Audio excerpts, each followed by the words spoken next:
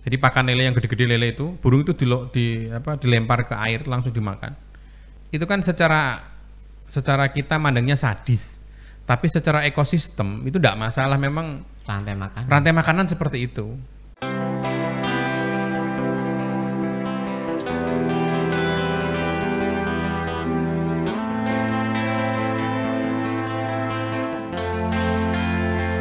Assalamualaikum warahmatullahi wabarakatuh. Waalaikumsalam warahmatullahi wabarakatuh. Kita di nuansa berbeda. Ya, ini perkenalkan yang di depan saya, mungkin teman-teman belum tahu. Sebentar, ini saya megang mixer sendiri pakai HP. Nah, ini dia. Siapa? Ya, kenalkan dulu guys. Oh, halo, nama saya yaitu Johnson. Atau yang disebut yaitu Huda Johnson. Johnson. Johnson. Nah, ini yang bagian menerima handphone. Nomornya berapa kemarin yang WA itu? 082 243 42693 kali. Nah, itu orangnya. Jadi kalau ngaku saya ya salah. Itu orangnya, bukan saya. Ya mungkin, tapi kadang kan teman-teman ngomongnya Mas Adi lah, ini jawab asal jawab gitu. Yeah. Nah, ini diverifikasi supaya tidak gagal paham dan tidak jadi fitnah. Siapa tahu ada yang WA cewek, John. Iya. Yang ngerayu-ngerayu ternyata bukan saya gitu kan. Kebeneran. Nah, ini ada beberapa pertanyaan yang biasanya dikirim teman-teman di handphone. Nah, si Johnson ini kadang jawabnya ngaco, tapi biasanya banyak nanya saya. Tapi ada yang beberapa yang tidak nanya, makanya ini kita verifikasi ya. Kita verifikasi. Ini kalau ada pertanyaan-pertanyaan nanti kita akan jawab yang sebisanya, karena ya namanya manusia banyak keterbatasan. Jadi ya kalau tidak bisa jawab ya dimaklumi lah. Oke, langsung saja kita ke sesi tanya jawabnya. Assalamualaikum Mas Pras. Ini ya. Masuk. Assalamualaikum Mas Pras. Waalaikumsalam warahmatullahi wabarakatuh. Mas Pras, mau tanya Mas Pras.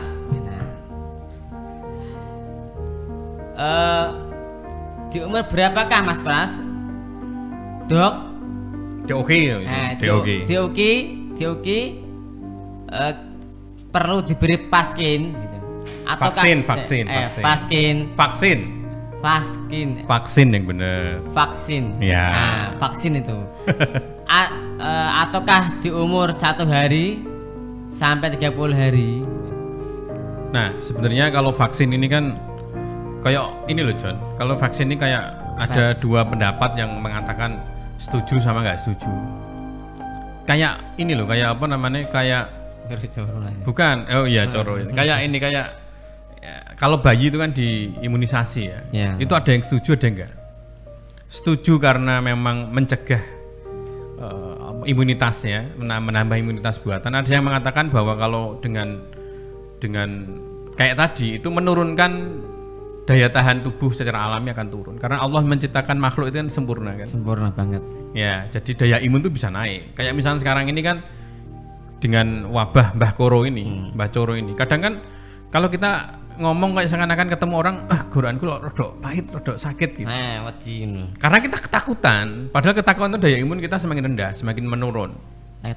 Kalau kita slow, gimana? Ya kita slow sih happy aja, nggak ada masalah. Nah, itu juga sebenarnya sama kayak itu tadi ya. Ada yang setuju, ada yang enggak. Tapi kalau saya mensetujui, tapi enggak serutin itu. Misalkan ada teman-teman yang vaksin itu ada yang 0 sampai 3 hari divaksin. Setelah itu setelah 3 bulan divaksin lagi. Setiap 3 bulan divaksin, nah, sampai akhir itu juga ada. Ada juga yang kalau saya sendiri, saya vaksinnya di umur 30 hari. 30 hari aja. 1 bulan itu pas ya Mas? Ya, jadi kayak kemarin ada DOG yang kita masukkan di kandang, itu kita kasih gula malahan. Itu kan teorinya nggak ada. Itu biasanya kan kalau pabrik-pabrik obat kan ngasihnya harus vitamin C, vitamin B kompleks dan macam-macam. Kalau saya enggak, saya kasih gula karena memang gula ini untuk membuat si burung menjadi lincah, menjadi semangat, kebal itu loh. Bukan kebal, semangat ya apa namanya bahasanya. Ya kalau kamu akas. bahasa Inggrisnya akas. Akas. Jawa itu bukan. Jadi kalau misalkan kamu misalnya siang-siang, ini lemes, minum teh manis. Ini puasa aja. Iya.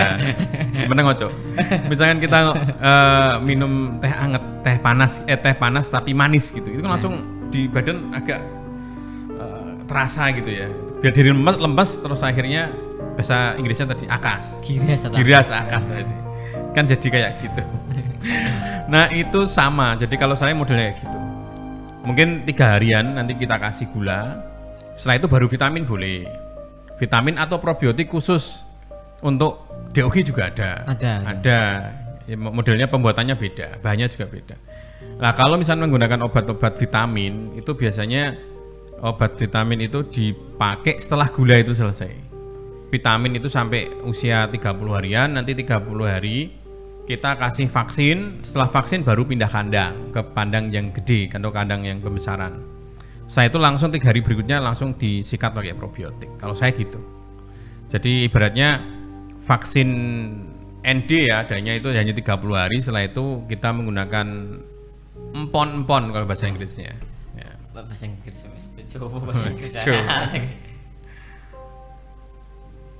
lagi. Oke. Itu tadi Mas Pras ya, apa itu yang masalah vaksin ya? Vaksin, Cok. Vaksin. Mas Pras mau tanya lagi, yang itu vaksinnya mereknya apa Mas Pras itu?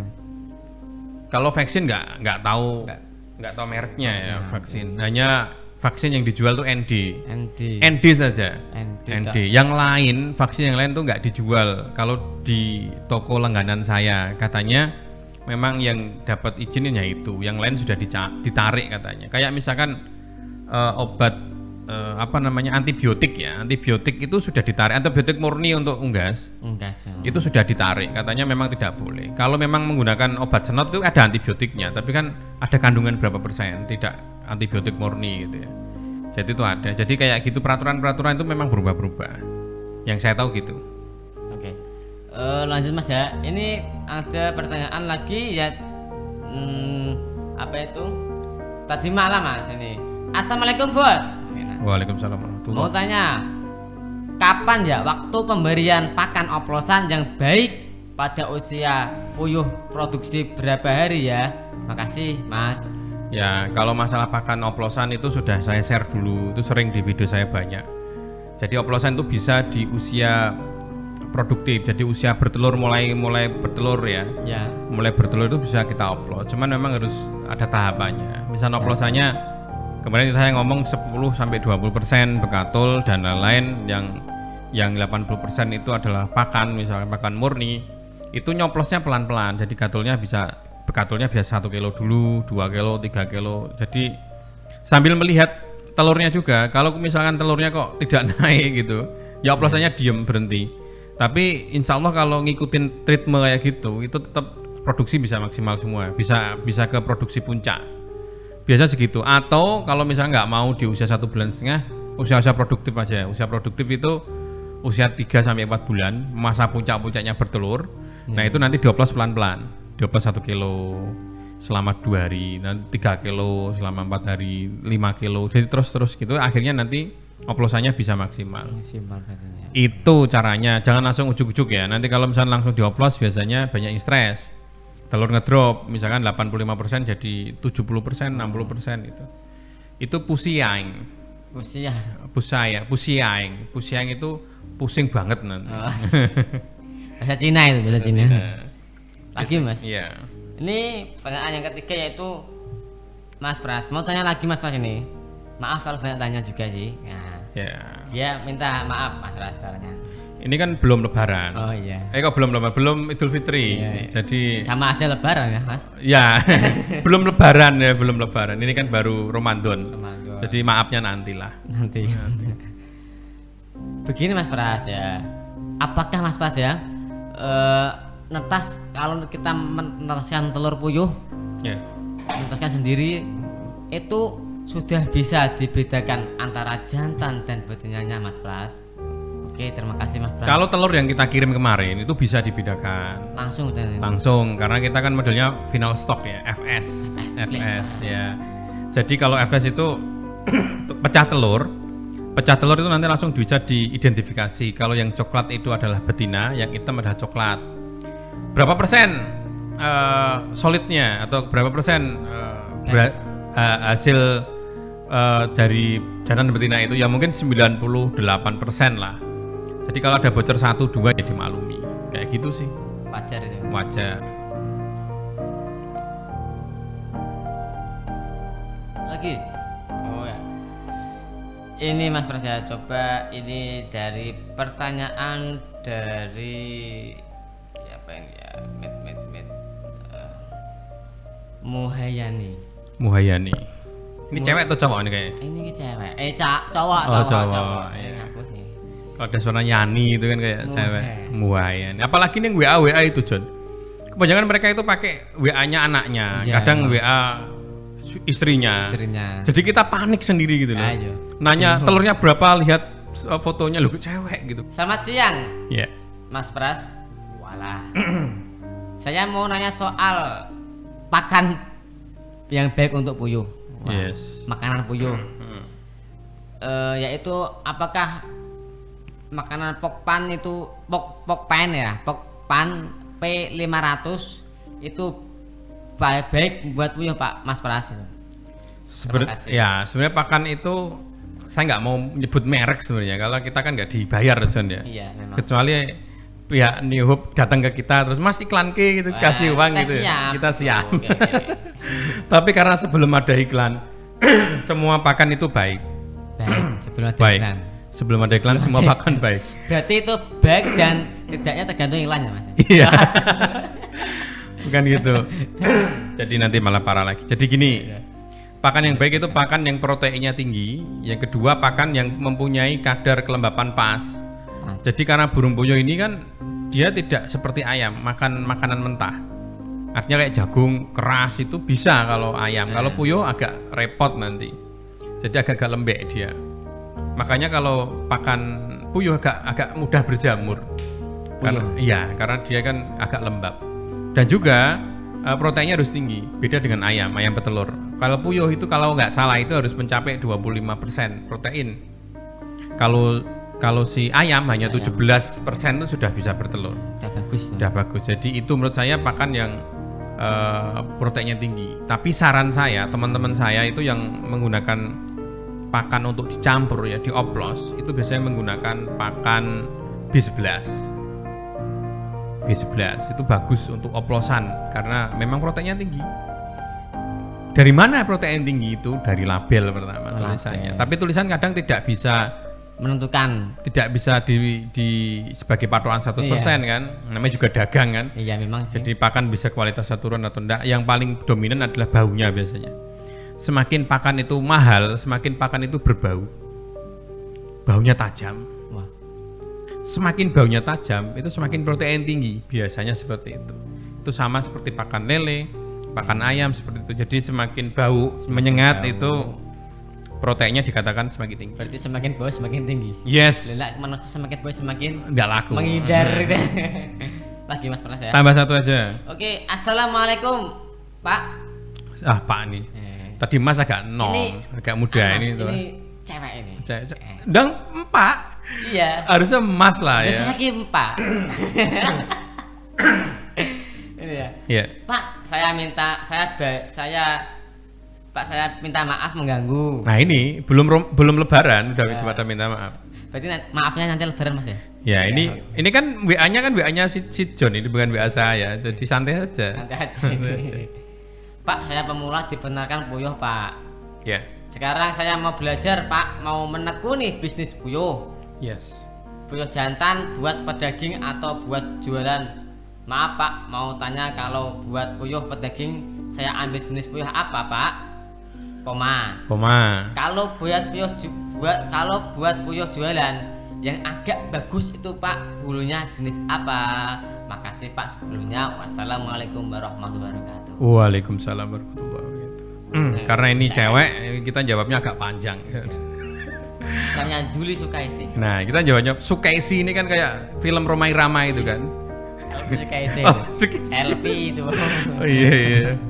Gini, jadi burung memang benar kalau kita beli burung itu kita menentukan marketnya, penjualannya, pasarnya opo. Itu kalau misalnya pedaging kayak tadi, manuk londo.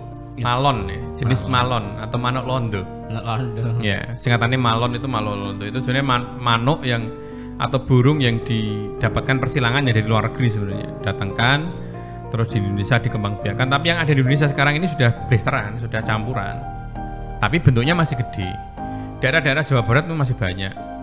Penjualannya bentuk kerakas ya, penjualan kayak gitu. Itu bagus memang dan cepat gede memang. Jadi kalau pedaging ya burung-burung yang memang cepat gede gitu ya. Cepat gede, pertumbuhannya cepat. Sama-sama usia 0 sampai 1 bulan, pertumbuhannya yang cepat gitu. Tapi kalau bertelurnya kurang, karena yang malon ini kata teman saya yang sudah pernah nyoba, itu belum ada usia 1 tahun itu sudah berhenti mogok untuk bertelur. Udah males artinya. Ya mungkin karena dia terlalu semok. Nah tuh. Terlalu besar badannya. Ya janda itu. Ya terlalu semok. Saya nggak ngomong masalah itu, saya nggak boleh ngomong status. Ini John ya, tadi dibully aja yang merasa terhina. Jadi burung-burung yang besar itu memang mungkin Allah nyiptakan ya untuk pedaging. Jadi jenis-jenis itu. Nah jenis-jenis yang burung untuk bertelur, itu pun kita harus beli 2 jenis. Kita jual dalam bentuk kiloan atau dalam bentuk butir. Kalau butir mending kita beli burung yang kecil tapi telurnya besar. Karena apa? Hemat dipakan. Contohnya kita beli burung blaster misalnya. Nah, burung blaster ini kecil, dia konsumsi makanannya pun sedikit, tapi jual telurnya sama. Tapi kalau teman-teman di daerah yang jualnya per kilo, kayak di pasar tertentu yang jualnya per kilo, itu bisa menggunakan burung-burung yang besar juga, tapi dalam bentuk jenis bertelur, misalkan burung Bangkok, dia telurnya gede, atau autumn atau jenis gold itu bagus telurnya dan kiloannya masih dapat. Itu sih saran saya. Jadi sebelum kita membeli jenis burung kita harus tahu marketnya. Tapi kalau memang teman-teman ini ada di pasar, misalkan di daerahnya itu ada pembibitan puyuh, misalkan ada pembibitan puyuh, nah itu ya diterima semua aja yang jantan. Jadi misalnya yang jual, biasanya kan kalau pembibitan kan jantannya dibuang, John, dibuang, kadang dibeli untuk pakan lele. Ya sadis sih sebenarnya, tapi kalau nggak digitukan nanti mati sia-sia. Si jantan ini kan dilepas biasanya, kalau dekat hutan dilepas, tapi dilepas pun saya kira dia akan mati juga di alam karena masih kecil. Nah iya, makanya kan serba dilema ini kan, serba bingung kan. Makanya solusi yang paling bagus memang kerjasama antara pembibitan pedaging itu dengan pembibitan petelur itu. Yang jantan bisa diterima di pedaging, mungkin dengan harga yang murah atau mungkin gratis juga nggak masalah. Tapi biasanya di harga murah, harga bisa 100 rupiah, kadang 150 satu ekor ya, yang jantan. Karena memang saling menguntungkan ya. Dia buang juga susah, makanya ada yang dibeli untuk pakan lele bahkan. Jadi pakan lele yang gede-gede lele itu, burung itu dilempar ke air langsung dimakan. Itu kan secara kita mandangnya sadis. Tapi secara ekosistem itu tidak masalah, memang rantai makanan seperti itu, gitu loh. Ya kayak cacing gitu ya, cacing itu kan dicoblos pakai pancing gitu ya. Itu kan sadis banget itu, bahkan dari mulut sampai ke bawah sampai mentok gitu. Itu kan kalau kita bayangkan kekejaman, bayangkan ya. Tapi ya sama kayak tadi, kayak kodok juga kalau untuk buat mancing itu kadang dicoblos di bawahnya di pantatnya itu. Dia biar hidup mencotot itu penyiksaan luar biasa loh itu. Kalau kita melihat itu loh sebagai makhluk hidup yang harus kita sayang, itu penyiksaan semua. Nah, tapi kalau kita melihat rantai makanan memang kehidupan seperti itu, ya kita hanya banyak istighfar lah ketika malam kan gitu kan. Ya seperti itu. Jadi ya tinggal tergantung saja lah. Kayak tadi jantan, mending beli jantan yang dari peternak-peternak lokal atau peternak setempat, ditampung aja, digedekan. Itu bisa coba untuk bermodifikasi makanan yang murah, misalkan pakai makanan ayam yang paling murah, itu paling murah saja nggak masalah. Yang penting dia dapat makan, dapat protein, dapat karbohidrat, biar gede. Kan nggak menuntut untuk bertelur gitu loh. Gitu. Jadi bisa dengan cara kayak gitu. Dan itu juga mungkin solusi buat teman-teman yang dekat dengan peternakan pembibitan itu, untuk membuat kayak gitu supaya ya tidak mati dengan sia-sia ya tadi ya. Ada yang dilepas, ya pasti matilah alam kan, karena ada yang dibuat makan lele. Bahkan ada yang paling unik lagi itu, ada orang mau beli telur usia 1 mingguan telur dimasukkan di inkubator itu usia mau menetas, jadi usia sekitar 12 hari itu dibeli untuk pancing. Untuk mancing. Bayangkan anakan yang masih di telur itu kan masih kejat-kejat kan. Bayangkan itu diambil, coblos pakai pancing dibuat umpan ikan. Kita tambah sadis lagi. Ya kan, karena DOG aja belum keluar gitu loh, dipaksa dibuka karena masih ada darah-darah gitu, terus ditancap pakai pancing, dilempar ke air, itu tambah sadis lagi. Sudah dibuka itu sudah menyiksa, dikasih pancing itu juga sakit, ditenggelamkan di air. Bayangkan. Dipangan ya.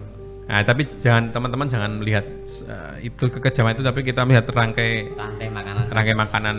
Emang dunia kayak gitu, tapi ya kita jangan terlalu sadis-sadis amat lah gitu. Ya banyak istighfar kalau malam lah. Gitu. Untuk harusnya kemarin yang beli telur fertil dikasih hadiah tasbih digital harusnya. Iya kan, harusnya dikasih tasbih digital. Supaya sambil dikir gitu loh. Iya. Nanti kalau ada yang order apalah nanti dikasih. Ada ini ya, kita masuk. Ada yang order ya. Ya nanti yang order nanti kita kasih selama masih ada, kita kasih di Lebaran khusus di Ramadan ya. Ramadan. Ya, di bulan puasa nanti kita kirimnya kasih tasbih digital. Tasbih digital. Jadi sambil dikir. Ya. Sudah dapat Rena ya? Sudah ada semuanya. Tapi kalau kirim ke luar Jawa ya? Bisa.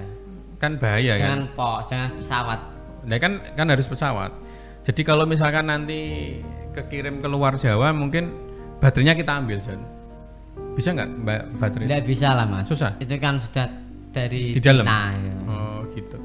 Kita nanti kasih tasbih digital itu bentuknya kayak telecounter. Nah, kayak telecounter itu bisa milih 1, 2, 3. Bagusnya ketika kita dikir itu kayak misalnya kita ketiduran misalnya kita mau dikir misalnya cewek kita bayangkan sambil didikir. Terus kita ketiduran. Kita lihat lagi, dapat 500. Lanjut lagi. Nanti ada resepnya juga kan? Iya. Ini dikirnya ini selesai, saya dikir lagi. Terus. Jadi lebih nyaman, lebih enak dan kita dikirnya nggak banyak memikirkan jumlah angka gitu. Kadang kan mikir berapa enggak, kita konsen aja. Langsung. Konsen saja ke Sang Pencipta. Pencipta. Gitu aja John ya? Iya. Pertanyaan-pertanyaan yang mungkin banyak nanti kita akan bahas-bahas lagi. Kenapa pertanyaan ini kita balasnya di podcast kayak gini, tidak di WA satu-satu karena kadang pertanyaan yang serupa itu banyak ya Jen ya. Banyak sekali Mas. Nah, serupa banyak daripada banyak tanya-tanya yang sama kita jawab supaya terjawabkan yang lainnya dan juga misalkan teman-teman juga ternyata menanyakan yang sama, mau makan menanyakan itu sudah terjawab.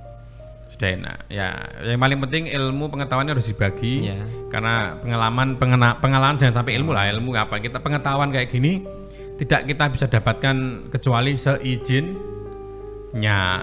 ya, Sang Pencipta. Jadi ya los-los saja, apalagi di era globalisasi coro ini ya.